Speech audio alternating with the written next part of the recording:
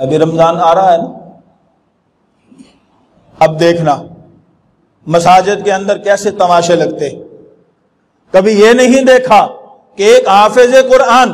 کن مراحل سے گزر کر کس طرح منزل تیار کر کے مصلی پہ آ کے کھڑا ہو کر کے تمہیں روزانہ 1.25 پارہ 20 تراویح کے اندر سناتا ہے، اور اگر کسی دن 2 سے 3 غلطیاں آ جائیں تو 2-4 پوچھنے والے آ جاتے ہیں، خیر ہے آج منزل یاد نہیں کی، آج منزل تیار نہیں کی، آج اتنی غلطیاں آ گئی ہیں، کیا ماجرا ہے؟ میں کہتا ہوں جو یہ باتیں کرنے والے ہیں وہ صرف ایک دن کھڑے ہو کر مصلی پر مصلی کا بوجھ برداشت کر کے ایک ایسی نماز ہی پڑھا کر کے دکھا دیں جو مختصر ہو،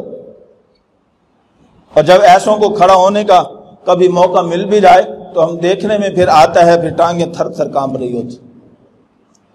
اور پسینے کے شوربے جو ہے وہ ٹخنوں سے نیچے جا رہے ہوتے۔ ہمارا بچپن تھا، ہمارے اپنے گاؤں کی بات، ہم بہت سنتے تھے جو چند بابے، مولوی صاحب یہ، مولوی صاحب وہ، مولوی صاحب فلاں، مولوی صاحب یہ۔ ایک دن اتفاق ایسا ہوا کہ نماز پڑھانے والا کوئی بھی نہیں ہے، جمعرات کا دن تھا، قاری صاحب بھی چھٹی گئے ہوئے، مولوی صاحب بھی کام گئے ہوئے، ہمارے والد صاحب ان کی عدم موجودگی میں امامت کرا لیا کرتے تھے، اس دن وہ بھی نہیں تھے۔ ہمارا بچپن تھا، اب سارے ایک دوسرے کو منہ دیکھ رہے ہیں کہ نماز کون پڑھا، نماز مغرب تھی۔ ہمت کر کے 2-4-5 بابوں نے اکٹھا کر کے ایک معتبر بابے کو آگے کھڑا کر دیا جو باتیں بھی سب سے زیادہ کیا کرتا تھا۔ اب وہ کھڑا ہو گیا، اللہ اکبر، اللہ اکبر کرنے کے ساتھ ہی الم تر کیف فعل ربک باصحاب الفیل، سورۃ فاتحہ گئی، ثنا گئی، تعوذ گئی، سب بھول گیا، ٹانگیں تھر تھر کانپ رہی ہیں، سردیوں کا موسم ہے، پسینہ نیچے بہہ رہا ہے، اور سورۃ فاتحہ چھوڑ کر کے سورۃ فیل سے شروع کر رہا ہے۔ پیچھے سے ایک اور بابا لقمہ دیتا ہے، الحمدللہ رب العالمین۔ اب پیچھے سے لقمہ ملا، اب پھر جو ہے وہ الحمدللہ رب العالمین سے شروع کر کے ایسے 2 منٹ کے اندر 3 رکعت نماز پوری کر کے کہ بس ایسی حالت تھی کہ اٹھا کر کے مصلی سے نیچے اتارنا پڑا، اور پھر کہنے لگا کہ واقعی یار کم مولویاں دائی یہ ہمت مولوی دی ہے، یہ کم مولوی ہی کر سکتا ہے۔ اس لیے اس سے پہلے کہ انسان تجربے سے گزرے، خدا کی قسم اس میں مولوی کا کمال نہیں ہے، یہ قرآن کا کمال۔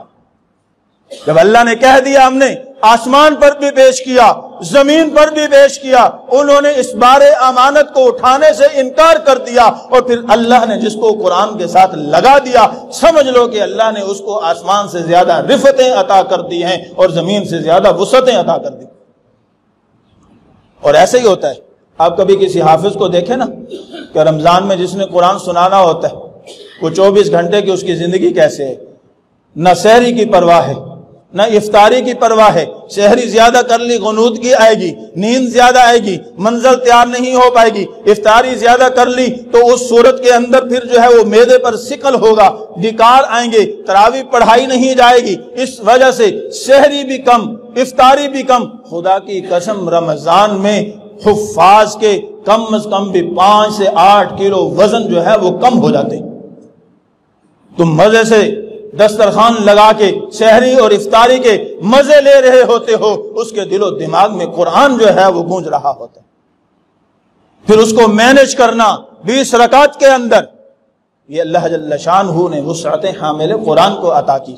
کہ جو قرآن سے جڑ جاتا ہے پھر اس کو وسعتیں ملتی ہیں۔ کوئی ادھر سے گالی دے رہا ہے پھر بھی وہ مسکرا کے اس کو برداشت کر رہا ہے، کوئی ادھر سے تانا دے رہا ہے پھر بھی وہ مسکرا کے برداشت کر رہا ہے۔ مولوی نے نئی موٹر سائیکل لے لی تب باتیں ہیں، نیا اچھا سوٹ پہن لیا تب باتیں ہیں، اگر پرانا ہلکا سوٹ پہن لیا تب باتیں ہیں، اگر پیدل جا رہا ہے تب باتیں ہیں، اگر اچھی سواری ہے تب باتیں ہیں۔ یعنی کسی حالت کے اندر مولوی برداشت ہے ہی نہیں، لیکن یہ مولوی ہی ہے قرآن کی برکت سے جو سب کو برداشت کرتے ہیں۔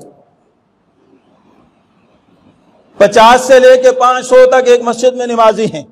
وہ سب ایک مولوی کو برداشت نہیں کر رہے۔ یہ مولوی کی وسعت ظرفی نہیں کہ وہ 500 کو برداشت کر رہے،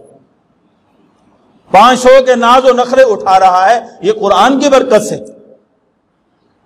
اس لیے قرآن سے جب جڑ جاؤ گے پھر انشاءاللہ تمہیں بھی ایسی وسعتیں ملیں گی، پھر امام کی قدر کرو گے اور اپنی نمازیں جو ہے وہ بچا لو گے۔ جو امام کی قدر نہیں کرتے، اس طرح پیٹ پیچھے نماز باتیں کر رہے ہوتے ہیں، وہ اپنی نمازوں کی خیر منائے، نماز نہیں ہوتی پھر اس صورت میں۔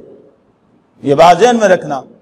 امام اور مقتدی کا رشتہ ایک محبت اور عقیدت کا رشتہ ہے۔ رائی کے دانے کے برابر دل میں اگر کوئی بات آ گئی تو نماز خراب، برباد، ختم،